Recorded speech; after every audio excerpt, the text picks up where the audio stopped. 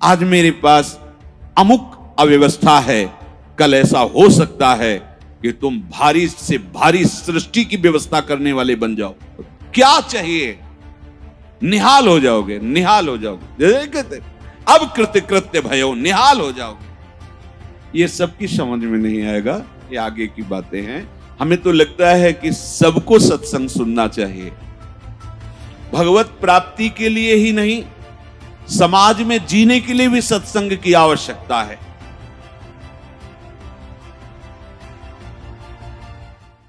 स्वीकृति, अगर ये स्वीकृति आप करते चले जाएं, जो श्रवण कर रहे हैं तो सच्ची मानिए, ये भ्रम खत्म हो जाएगा कि बहुत काल जब साधना करे तब ऐसी बात आती है। हम लोग तो गृहस्थ हैं, संसारी हैं, विषयी हैं, आदि आदि। आपने स्वीकृति ही आप गलत ढंग से कर रहे हैं, स्वीकृति ही आपने सही नहीं की।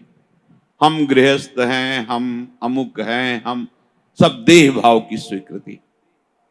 प्रभु कह रहे हैं ममैवांशो, तू मेरा अंश है, मेरा बच्चा है, मेरी आत्मा है। फिर ऐसा क्यों आप स्वीकृति नहीं कर रहे कि प्रभु मेरे हैं?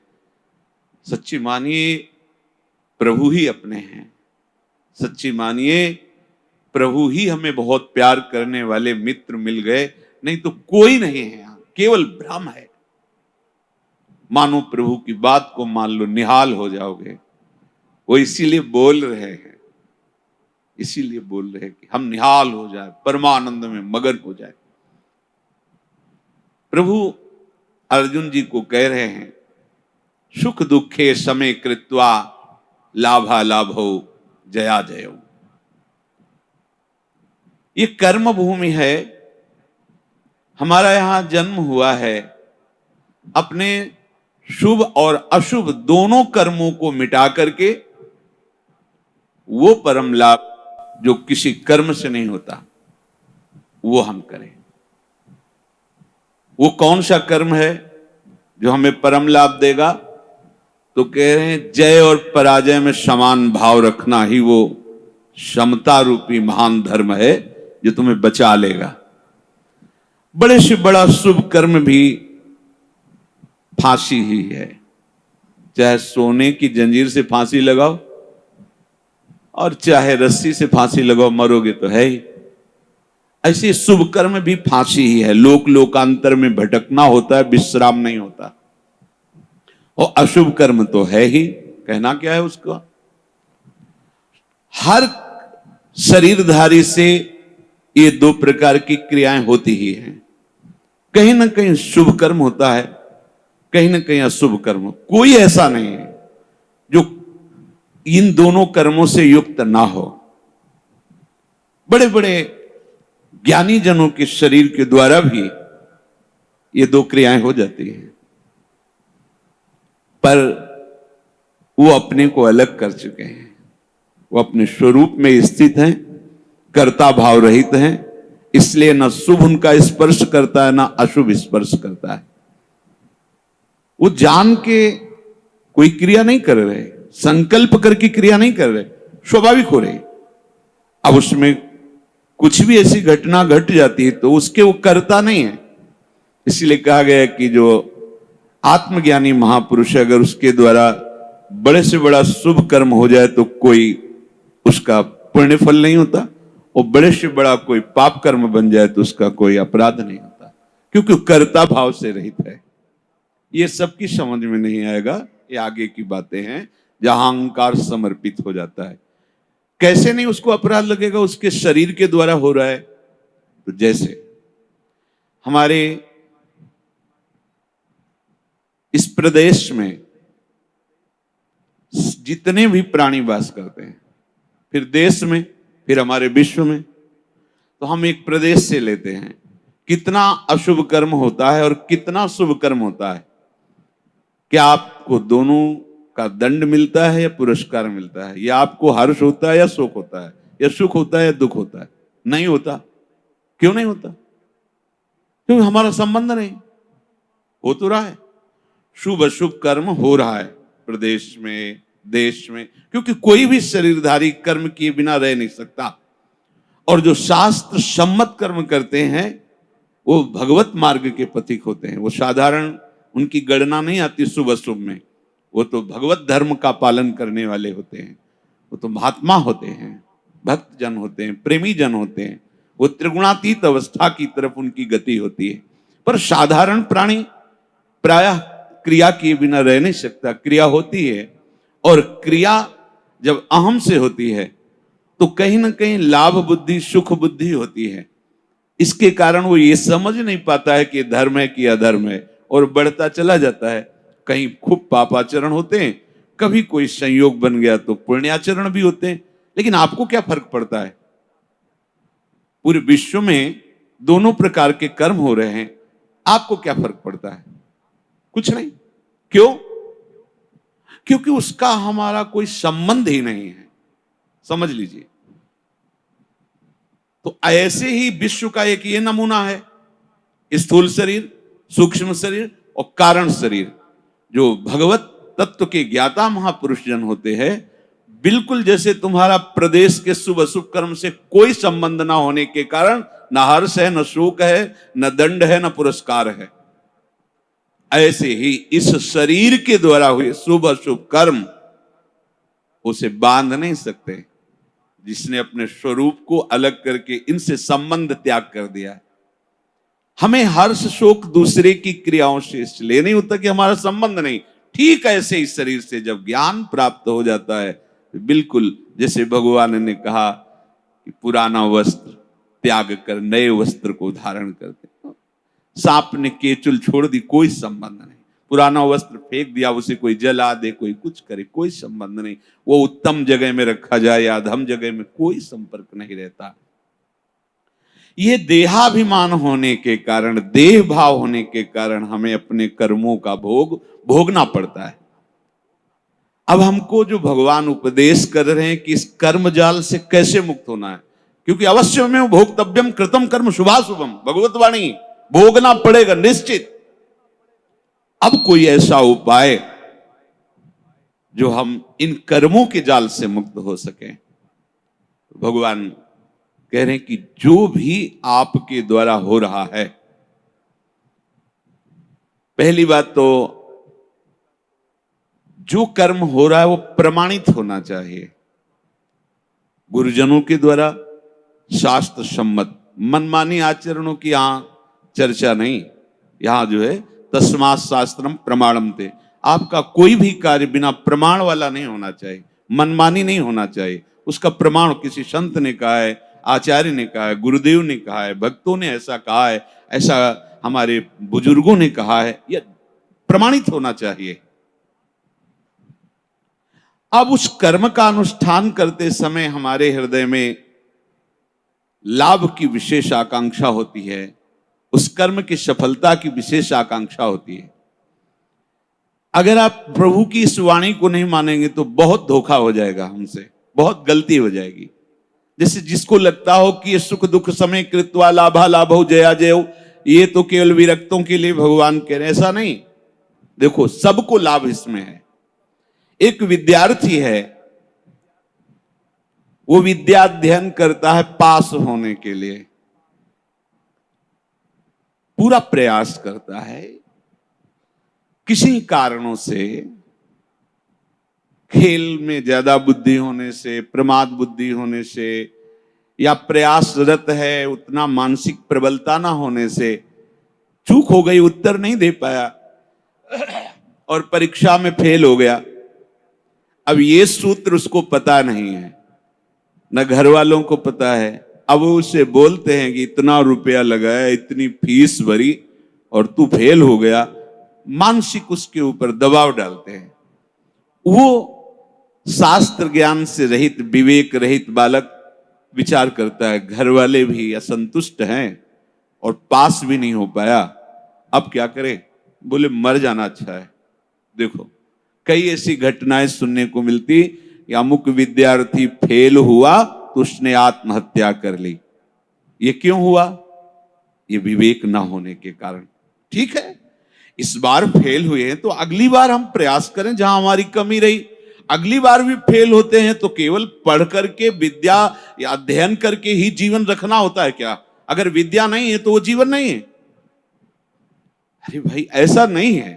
जीवन नष्ट करने का अधिकार तुम्हारा नहीं। किसी कार्य में असफलता होने पर अगर हम अपने जीवन को नष्ट कर देते थे तो बहुत बड़ा अपराध बन गया, बहुत बड़ी दुर्गति का कारण बन गया। हमें जो अवसर मिला था उन्नति का, हम अवनति में बदल दिया, बहुत बड़ी हमारी पराजय हो गई। इसलिए ये क्षमता आना अति आवश्यक है। हमें तो लगता है कि सबको सत्संग सुनना चाहिए, भगवत प्राप्ति के लिए ही नहीं, समाज में जीने के लिए भी सत्संग की आवश्यकता है। आसुरी बुद्धि पशुता का नाश करने के लिए सत्संग समर्थ है।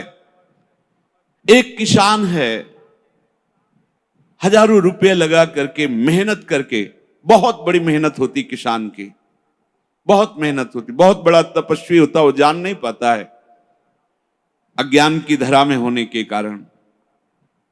जिस ठंडी में आप वस्त्र त्याग नहीं करना चाहते, पूरी रात रात पानी लगाता है गेहूं की खेती में, बड़ी मेहनत करता है। जब फसल काटने का समय आता है तो वर्षा और ओले हो जाते हैं, पूरी फसल नष्ट हो गई। कर्जा लेकर उसने खाद पानी लगाया था, बेटी का ब्याह करना है, बच्चों को पढ़ाना है, अब फसल नष्ट हो गई। कर्जा कैसे देंगे, परिवार का पालन पोषण कैसे करेंगे? इससे अच्छा है आत्महत्या कर लो। कई ऐसी घटनाएं, हम जिस कार्य में चलते हैं असफलता मिलती है तो हमको एक ही उपाय दिखाई देता है कि हम अपने को नष्ट कर लें। भारी मूर्खता। ये जो प्रभु उपदेश कर रहे हैं, सबके मंगल के लिए उपदेश कर रहे हैं। छोटी छोटी बातें व्यवहार की।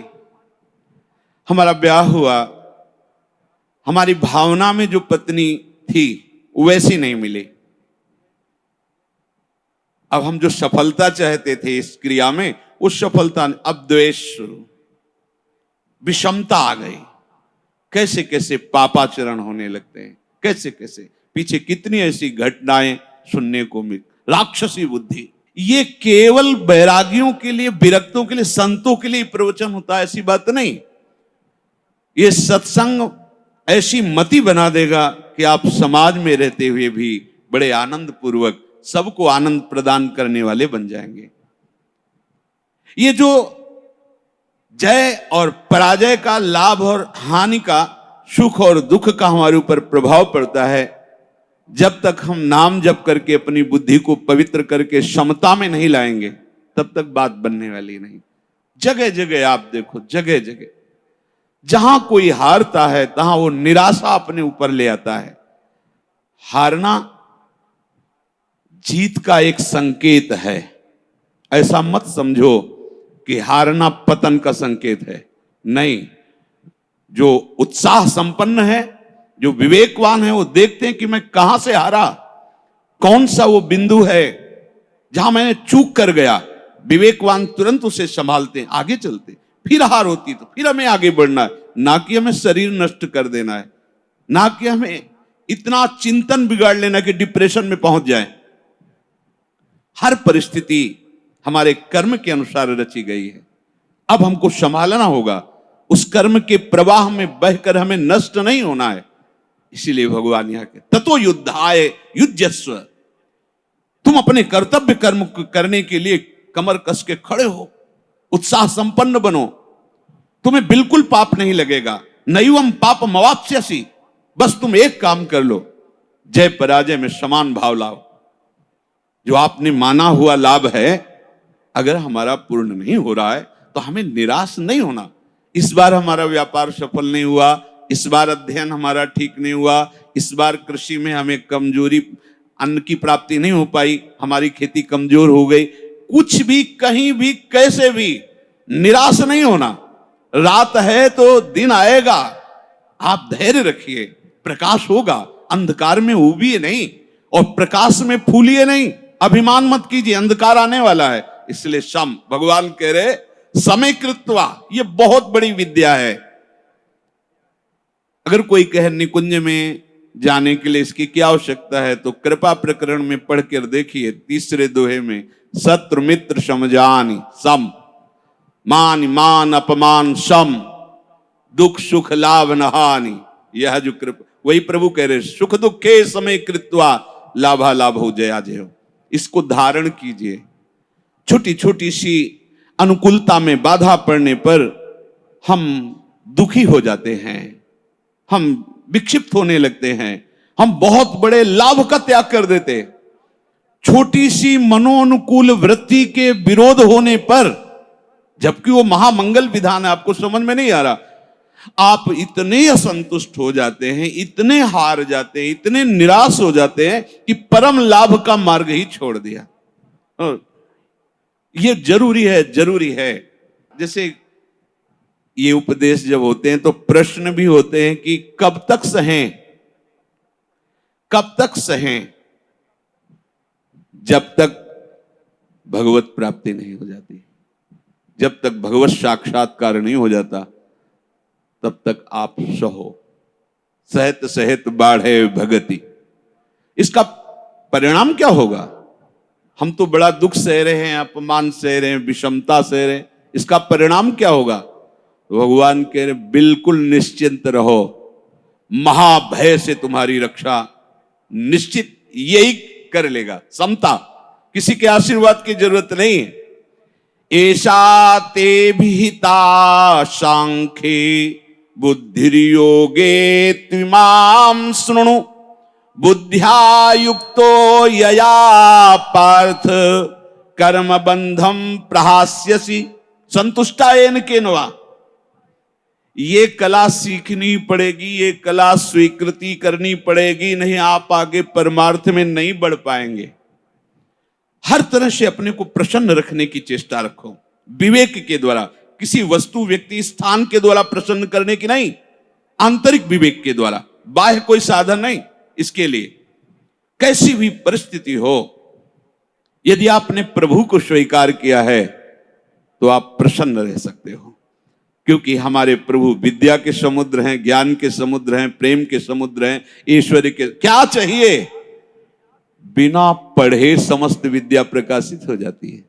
ब्रह्मा जी किस स्कूल में गए थे? चारों वेद स्वतः स्फुरित हो रहे। किसके संकल्प से? भगवान के संकल्प से। समस्त सृष्टि की जितनी भी कलाएं हैं सब ब्रह्मा जी से तो प्रकट हुई हैं। कहां सीखा ब्रह्मा जी ने? प्रभु के संकल्प से। वही तुम्हारे भी हृदय में संकल्प जागृत हो जाएगा। मूकम करोति वाचालम पंगुम लंघयते गिरिम यत् कृपा तमहम वंदे परमानंद माधवम। आज मेरे पास अमुक अव्यवस्था है, कल ऐसा हो सकता है कि तुम भारी से भारी सृष्टि की व्यवस्था करने वाले बन जाओ, क्योंकि तुम्हारा स्वामी अनंत ईश्वर संपन्न है। इस बात को लेकर के वो इस समता को धारण कर सकता है। अगर इतने बड़े प्रभु का सहारा नहीं है, फिर सहेगा किससे? ये सहने की सामर्थ्य सिर्फ हरि के चरणारविंद के आश्रय से आती है, भरोसे से आती है। ठीक है, आज हमारा मन ठीक नहीं है, लेकिन जिस दिन मन चोर देखेंगे ना, उस दिन निहाल हो जाएंगे। ठीक है, आज हमारी ऐसी परिस्थिति, जिस दिन वो देखेंगे ना, हम निहाल हो जाएंगे। देखो ना, कई कई दिन केवल तुलसी दल का भोग लगता है, लेकिन ना अन्य आश्रय है, ना अन्य भरोसा है श्री सुदामा जी को, है केवल कृष्ण प्यारे का। और वो भी कुछ लेने के लिए भरोसा नहीं, केवल विशुद्ध प्यार है। तो जैसी द्वारिकापुरी वैसी सुदामापुरी खड़ी कर दी। संतोष अगर किसी को हो सकता है तो प्रभु को लेकर के होगा। ध्यान रखना, अगर प्रभु का आशा भरोसा नहीं तो आप नहीं।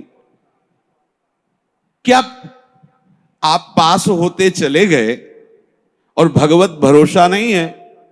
माना कोई बहुत बढ़िया नौकरी मिल गई और आपके आचरण भ्रष्ट है, तो क्या आप शांत हो जाएंगे? क्या आपका हृदय शीतल रहेगा? क्या आपका मन प्रसन्न रहेगा? नहीं।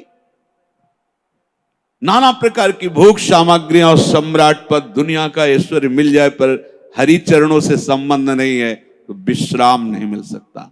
तब लगी कुशल न जीव कहूं, सपने हूं मन विश्राम, जब लगी भजत न राम को शोक धाम तज काम। इसलिए ये सूत्र हृदय में धारण ही करो कि तुम्हें सहना है। सहनशील ही समता को धारण कर सकता है। कभी अपमान की परिस्थिति हो सकती, कभी मान की परिस्थिति हो, कभी सुख की, कभी दुख की, कभी लाभ की, कभी हानि की।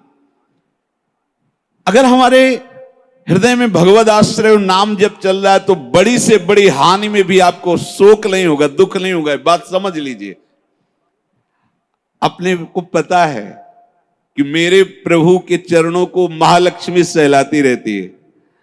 हमारे पास वस्त्र भी नहीं, भोजन भी नहीं, वास भी नहीं है, पर मुझे पता है मेरा मालिक कैसा है।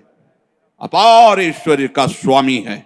जिस दिन नजर हुई निहाल हो जाएंगे, दूसरे की तरफ वो ताकता नहीं। उस परिस्थिति में भी, ये हम सकामी भक्ति की बात कर रहे हैं, उस परिस्थिति में भी वो मस्त रहता है। जिस दिन मालिक की नजर हो जाएगी निहाल हो जाएंगे।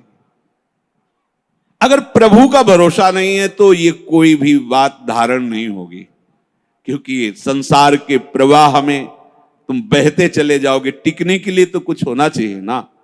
तो ये गोरे चरणारविंद ऐसे हैं हमारे आराध्य देव के कि इनका भरोसा लोगे तो निहाल हो जाओगे। निश्चित हर कदम आपका विश्वास प्रबल होता चला जाएगा। कैसे तुम्हें बताएं, लोगों को लगता है कि जितनी सांसारिक चेष्टाएं हैं, अगर ऐसा नहीं होगा तो ऐसा नहीं हो सकता। आप सच्ची समझो, केवल उनकी मुस्कुराहट से अनंत ब्रह्मांडों को रचने वाली माया प्रकट हुई, किसी दूसरे का सहयोग नहीं है। सच्ची वालों, वो क्या नहीं कर सकते। गरुड़ जी महाराज बड़े बड़े हजार हजार फण वाले सर्पों को ऐसे चीर के खा जाते हैं, और उनकी नजर हो जाए तो सांप का बच्चा गरुड़ को लील जाएगा। सांप का बच्चा गरुड़ को लील जाएगा, उनकी नजर हो जाए। अपार सामर्थ्यशाली मेरे हरि। अगर इनका भरोसा नहीं तो फिर आप ये धारण नहीं कर पाओगे। कौन सा ज्ञान ऐसा है जो हरि चरणों का आश्रय लेने वाले के हृदय में स्फुरित ना हो जाता हो। ये तो एक निमित्त मात्र होता है। जो स्वयं स्फुरित होता है वो हरि पढ़ाते हैं अंदर से बैठ करके, तभी वो माया के बंधनों से मुक्त हो। ये विश्वास मानो। चाहे आप गृहस्थ हो, चाहे विरक्त हो, विद्यार्थी हो, व्यापारी हो, किसान, कोई भी हो, बिना हरि का आश्रय लिए आप विश्राम को प्राप्त नहीं हो सकते। आप सुख चैन के लिए जीवन व्यतीत कर देते हैं, लेकिन कहीं सुख चैन नहीं मिलता। आप हरि आश्रित हो जाओ, क्या चाहिए निहाल हो जाओगे, निहाल हो जाओगे। जैसे कहते अब कृत्य कृत्य भयो, निहाल हो जाओगे। आज तक कोई ऐसा उदाहरण नहीं हुआ कि प्रभु का आश्रय लिया हो और वो ये विचार करके कहे कि धोखा हो गया, हमारा जीवन व्यर्थ चला गया। ऐसा नहीं, आज तक।